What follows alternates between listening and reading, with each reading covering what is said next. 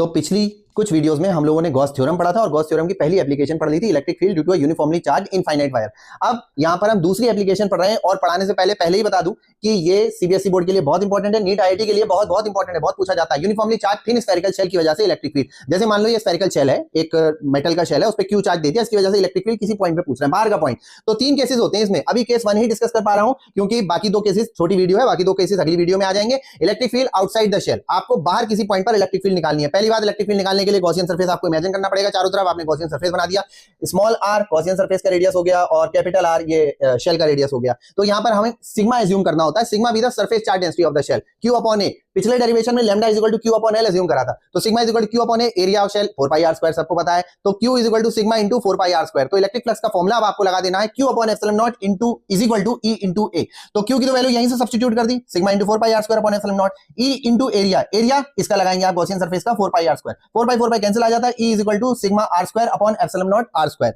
अब multiply by 4 pi, मतलब numerator और डिनोमिनेटर दोनों में 4 पाई मल्टीप्लाई कर देना, नीचे लाके 4 पाई एप्सिलॉन नॉट पूरा एक टर्म आ जाता है कांस्टेंट, ऊपर का जो 4 पाई है ये जो पूरा टर्म बन रहा है ये आप ध्यान से यहां पे देखो, ये क्यू की वैल्यू है, तो ऊपर क्यू लिख दिया, आर स्क्वायर तो चल ही रहा है और 1/4 पाई एप्सिलॉन नॉट, मतलब ये इलेक्ट्रिक फील्ड का फॉर्मूला आ जाता है ड्यू टू पॉइंट चार्ज। तो इससे हमने सीखा क्या, सबसे पहला नोट आपको याद रखना है, for a point outside the spherical shell, spherical shell के बाहर आप कोई भी पॉइंट कंसीडर कर रहे हैं तो स्फेरिकल शेल को पॉइंट चार्ज की तरह लेंगे क्योंकि इसका फॉर्मूला बिल्कुल सेम है एज अ पॉइंट चार्ज। और अगर ये चीज समझ में आ गई है तो अब आपको बहुत बहुत आसान एक क्वेश्चन दिया है, इसको क्वेश्चन को सॉल्व करिए और इसका करेक्ट ऑप्शन कमेंट्स में लिख दीजिए।